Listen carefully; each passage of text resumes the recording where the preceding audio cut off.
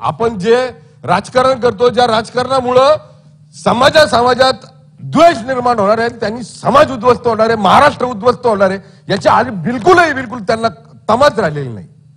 फक्त डोक्यात राजकारण राजकारण राजकारण, बाकी काहीच नाही राहिलेलं. अध्यक्ष महोदय, अशा वृत्तींना आपल्याला ठणकावून सांगावं लागणार आहे, या गोष्टीमध्ये राजकारण करू नका. आमच्या टीमनी, सगळ्या भारतीय जनता पार्टीच्या टीमनी सांगितलं देवेंद्रजींनी काय केलं. त्याच्यावर एक सदस्य तिकडनं बोलले, हे आरक्षणासंदर्भातलं बिल आहे का आपल्या नेत्याची वाहवा करण्याचं बिल आहे. हे आरक्षणाचं बिल आहे, हे आरक्षणाला समर्थन करणार आरक्षणाचा प्रस्तावाचं बिल आहे, प्रस्तावाचा ठराव आहे. आमचं समर्थन त्याला आहे, तुमचं पण असलं पाहिजे आणि आहे ते पण तुम्ही सांगताय. अहो, तुम्ही समाजामध्ये तेढ लावली, ज्यावेळेस समाजात भांडणं लावली, ओबीसी आणि मराठा असं जर जेव्हा वेगळं वर्गीकरण केलं, ते ज्यावेळेस केलं त्यावेळेस जो लोकांमध्ये संशय निर्माण केला, ते काय होतं? मराठा समाजाला सांगितलं, देवेंद्रजी म्हणतात काही झालं तरी ऍक्शन देणार नाही. ओबीसी समाजाला सांगितलं, मराठा समाजाला देवेंद्रजी ओबीसी समाजामध्ये जाणार. अरे हे काय राजकारण नाही तर काय?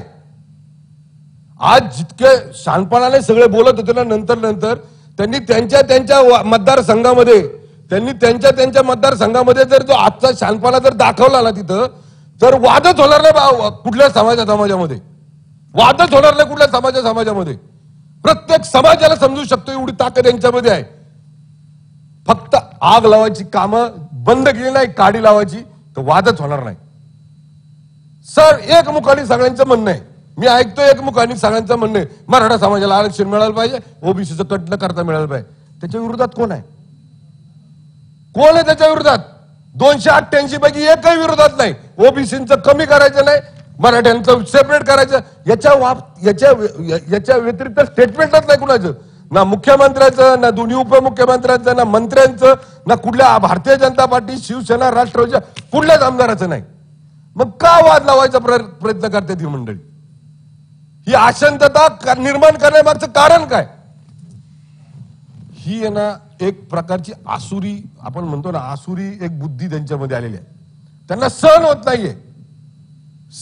नाहीये. अध्यक्ष महोदय, इतक्या प्रमाणात त्यांनी चुकीचे मेसेज हे ओबीसी आणि मराठा समाजामध्ये दिलेले आहे. आज ते शेवटला म्हणतात की आमची प्रार्थना आहे, त्यांनी आवेशामध्ये शपथ घेतली किंवा कॉन्फिडन्सने घेतली तर ती पूर्ण व्हावी. काय गरज काय? शपथ घेतली बास ना. तुम्ही टिंगल उडवताय काय मग मुख्यमंत्र्यांची? टिंगल उडवताय? अरे, कोविड सारखी महामारी आपण सगळ्यांनी पाहिली, या देशाने जगाने पाहिली कोविड सारखी महामारी. त्यावेळेस आमच्या सारखे कार्यकर्ते दवाखान्यात जात होते ना, तेव्हा कुठला पेशंट म्हणत नव्हता मला प्लाझ्मा जो भरायचा तो ओबीसीचा भर, ओपनचा भर, मला वेजचा भर, जो माळकऱ्याचा भर, मला हे खाणारा भर, असं कोण म्हणत नव्हतं. स्वतःचा जीव वाचवायचा प्रयत्न करत होतं. ही माणुसकी या महाराष्ट्राने जपलेली आहे, ही भारताने जपलेली आहे. आणि अशा या भारतात अशी काही विध्वंसक लोक आहेत की आसुरी वृत्तीची लोक आहेत की त्यांना फक्त डोक्यात राजकारण सुचतं. आणि अशा टायमाला अध्यक्ष महोदय, माझी कळकळीची विनंती आहे दोन्ही, म्हणजे आदरणीय भुजबळ साहेबांना, आदरणीय वडेट्टीवार साहेबांना आणि आदरणीय धनंजय पाटील साहेबांना कळकळीचे हात जोडून विनंती, हा महाराष्ट्र एक संघ राहिला पाहिजे, अन्याय कुठे होणार नाही. आणि परत त्याच्यात पुढे जाऊन सांगतो अध्यक्ष महोदय, सगळे विरोधी पक्षाचे काय म्हणतात, आम्हाला दिल्लीला घेऊन चला. का दिल्लीला घेऊन चला? मोदीजींच्या नावाने ओरडणार, गृहमंत्र्यांच्या नावाने ओरडणार, त्यांना पाहिजे तसं सोयीस्कर राजकारण करणार. अरे, जर दंगल झाली तर माझा मराठा समाजाचा माणूस जाणार, त्याला दुखापत होणार, तो जेलमध्ये जाणार. ओबीसी समाजाची दंगल आहे, त्याचा त्या ओबीसी समाजाचा माझा बांधव त्यामध्ये अडकला जाणार, त्याला जखम होणार, त्याच्या कुटुंबाला त्रास होणार. पण हे सगळं मान्य आहे त्यांना, पण त्यांचं राजकारण झालं पाहिजे या भूमिकेवर ते ठाम आहेत. अध्यक्ष महोदय, थोड्या वेळापूर्वी मी माझं जे मत मला बोलायचं होतं ते मी आज बोलतो. 50-50, 60-60 वर्ष या लोकांनी, ज्यांनी आमच्या अगोदर भाषण केलेत, 50-50, 60-60 वर्ष या राज्याचं नेतृत्व केलंय. आज ही वेळ आमच्यावर येते मागं बसलेलं आम्ही सगळ्यांवर. मराठा आरक्षणावर बोलण्यासंदर्भात, ओबीसी आरक्षणावर बोलणार संदर्भात, धनगर आरक्षणावर बोलण्या संदर्भात आमच्यावर वेळ येते. मग 50-60 वर्षांनी केलं काय? यांनी केलं काय? तर यांच्यामध्ये कुवत होती, यांच्यामध्ये एवढा टॅलेंट होता, एवढे हुशार होते. आणि जर यांच्यामध्ये म्हणजे आपण काय म्हणू शकतो त्यांना, की यांना जर नाही यांची बुद्धी म्हणजे यांचा मेंदू इतका जर प्रखर होता, तर मग 60 वर्ष का आमच्यापर्यंत का आले आरक्षणाचं का आलं आमच्यापर्यंत? का समाजामध्ये त्या निर्माण झाली? अब काही लोक तर अशी आहेत, इकडे ओबीसीच्या स्टेजवर पण बोलणार, इकडे मराठा समाजाच्या स्टेजवर पण बोलणार. अहो, आम्ही ज्या विचार प्रवाहामध्ये काम करतो त्याच्यामध्ये काही प्रसंग असे आहेत, ज्यावेळेस आम्ही लव जिहाद या विषयावर काम करतो ना, त्यावेळेस फक्त ती मराठा समाजाची मुलगी आहे म्हणून आम्ही तिला वाचवत नाही. ती माझ्या महाराष्ट्रातल्या 18 पगड जाते 12 बलुतेदाराची ही मुलगी आहे, ती माझी बहीण आहे, माझी घरातली कन्या आहे म्हणून आम्ही तिला वाचवतो. हा भाव आमच्या मनामध्ये आहे.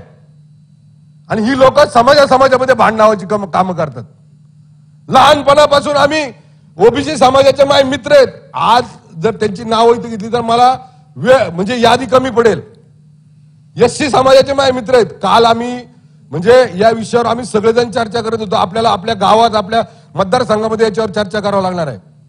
अध्यक्ष महोदय, आरक्षण का पाहिजे? मराठा समाजाला आरक्षण का पाहिजे या विषयावर मी एक शेवटचा बोलतो आणि माझं हे बंद करतो.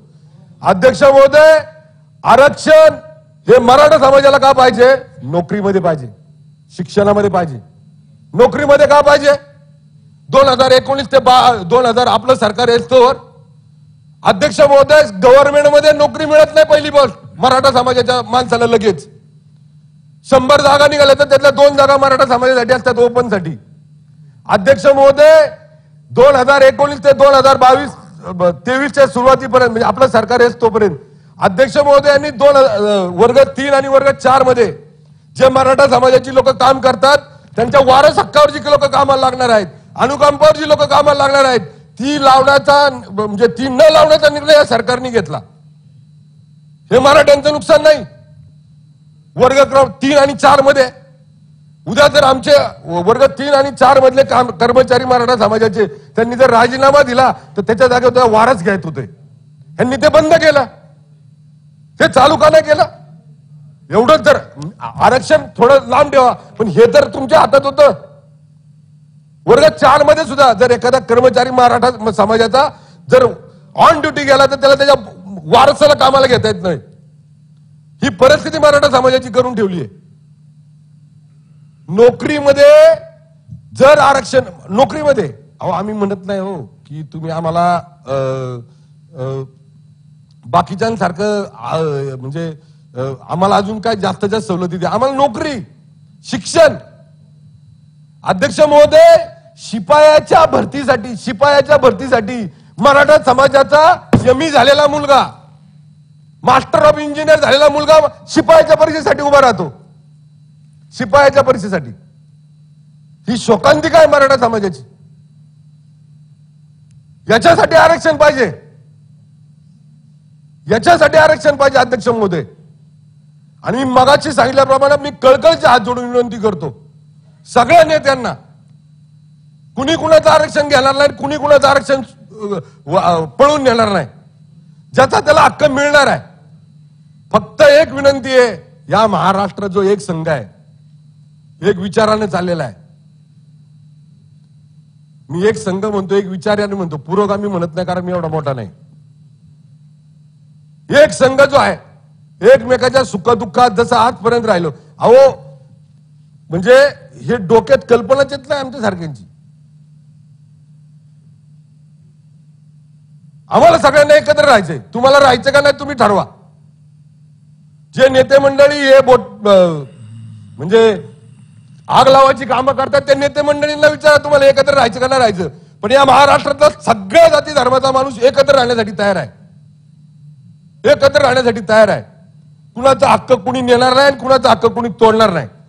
माझी या सभागृहाच्या माध्यमातून आजच्या या प्रस्तावाच्या माध्यमातून मी ठामपणे सांगतो, आपण सगळ्यांनी एक मोठ्या ताकदीनं मुख्यमंत्री दोन्ही उपमुख्यमंत्री यांच्या मागे ताकदीनं उभं राहिलं पाहिजे. सगळ्या पक्षाच्या सगळ्या प्रतिनिधींनी उभं राहिलं पाहिजे. एक संदेश महाराष्ट्राचा या आरक्षणाच्या निर्णयाच्या माध्यमातून पूर्ण देशाला जाईल.